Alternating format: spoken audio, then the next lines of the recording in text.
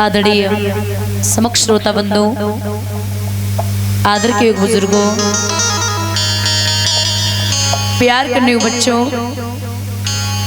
सीता, अनुसुईया और सावित्री जैसी हमारी मात शक्ति, दूर दूर से आए हुए हमारे आगंतुक मान भाव,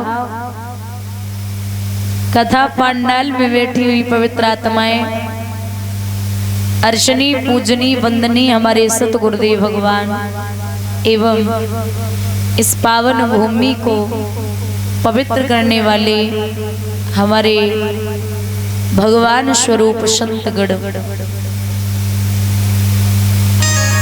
आज वैसे कथा का 5वां दिवस है। वो कहते ना कि भगवान का नाम लेने के लिए न मुहूर्त की जरूरत होती ना टाइम की जरूरत होती है, कभी भी लो जब दिल करे। कहते हैं ना,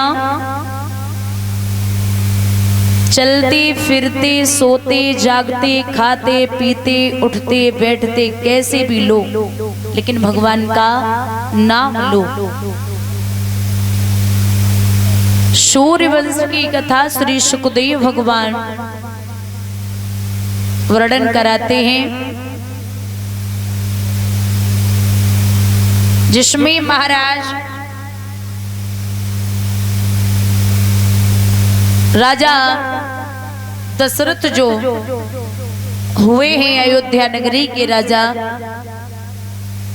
अज हैं अज के हुए दशरथ।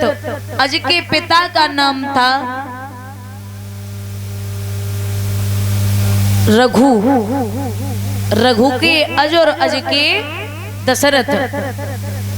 तो महाराज दशरथ के वैसे तो 108 रानियां थी, लेकिन 3 पटरानियां थी जिनका नाम था कौशल्या, सुमित्रा और कैकेयी। इनकी कोई संतान नहीं थी, तो इन्होंने यज्ञ किया है, भगवान प्रसन्न हुए। और जब भगवान प्रसन्न हुए हैं, यज्ञ पुरुष भगवान ने कहा है कि तुम्हारे पुत्र तो हो जाएगा। और ऐसे नहीं, स्वयं यज्ञ पुरुष भगवान खीर का पात्र लेके आए, रानियों को दे दिया। महाराज 9 महीने के बाद में तीनों रानियों के पुत्र पैदा हुए। वैसे ये लिखा है कि जा दिन ते हरि गर्भ आए, सकल लोक सुख संपत्ति छाए। 9 महीने के बाद अवतार लिया, तो दशरथ पुत्र जन्म सुनि कान्हा, मानो ब्रह्मानंद समाना। सर्वस दान दीन सब काहू, और जिन पावा राखा नहीं। अब एक बात बताइए, अगर आप किसी को धन दोगे, तो कभी ऐसा हुआ आपने किसी को धन दिया तो उसने बांट दिया? ऐसा भी हुआ है?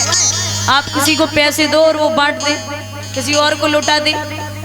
लेकिन बाबा तुलसीदास जी लिखते हैं कि दशरथ पुत्र जन्म सुनि कान्हा, मानो ब्रह्मानंद समाना। सर्वस दान दीन सब काहू, जिन पावा राखा नहीं। पुत्र से बड़ा रतन दुनिया में कोई और नहीं होता। राजा दशरथ जिस जिसके हाथ में अपने बेटे को पकड़ाते गए, वो एक दूसरे को देते गए, अपने पास नहीं रखा था। कैकेयी के गर्भ से पुत्र ने जन्म लिया, सुमित्रा के गर्भ से भी पुत्रों ने जन्म लिया। 4 बेटे हैं। तो बड़े पुत्र का नाम है राम, उसके बाद शेष नाग के अवतार लक्ष्मण, चक्र सुदर्शन के अवतरित हैं भरत और शत्रुघ्न। 4 बालक हैं। महाराज बड़ी खुशी है आंगन में।